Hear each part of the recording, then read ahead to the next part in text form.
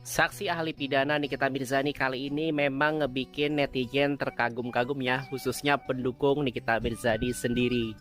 Jadi sahabat cendol, ada dua poin penting yang cukup menarik untuk kita perbincangkan setelah kesaksian ahli pidana Nikita Mirzani ya. Pertama yaitu sang ahli menegaskan hukum itu tidak berbicara tentang perasaan tetapi tentang alat bukti.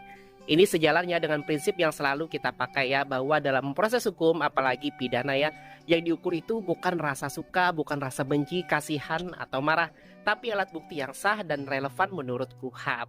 Itu artinya bahkan kita sebagai pendukung ya atau pengkritik pun seharusnya belajar bersikap objektif, tidak ikut terbawa rasa, fokus pada fakta dan bukti.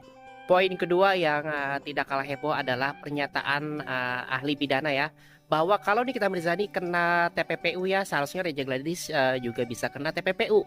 Jadi banyak sahabat channel yang langsung berpikir ya, berarti keuangan dari Reza Gladys harus diperiksa juga dong gitu ya. Nah sebenarnya ini adalah logika hukum sekaligus bentuk sindiran atau sarkasme dari sang ahli. Jadi gini Sobat Cendol, secara ilmiah pasal 3 Undang-Undang TPPU mewajibkan adanya unsur mengetahui atau patut menduga ya, bahwa harta itu adalah hasil tindak pidana dan ada perbuatan aktif untuk menyamarkan asal-usulnya.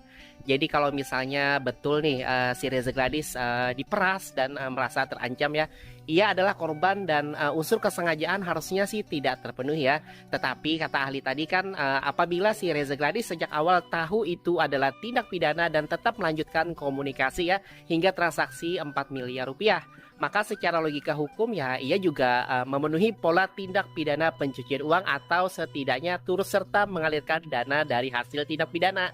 Tapi sebenarnya argumen ini bukan berarti Reza Gladys otomatis pelaku TPPU ya dalam kasus ini, melainkan cara si saksi ahli pidana tadi ya menyoroti adanya inkonsistensi perilaku dari korban ya.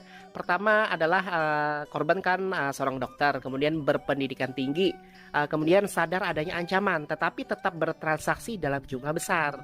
Jadi dalam teori hukum pidana ya sahabat channel, sikap semacam ini bisa diuji ya untuk menilai ada tidaknya unsur kesengajaan, kehendak bebas, dan keterlibatan aktif dalam aliran dana hasil kejahatan.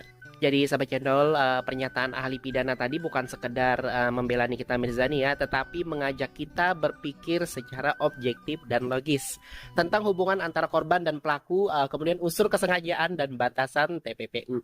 Jadi kesaksian dari saksi ahli tadi itu jelas membuka perspektif baru buat kita semua ya sahabat channel, bahwa hukum pidana tidak boleh pakai perasaan, hanya pakai bukti. Dan argumen tentang TPPU ya adalah contoh logika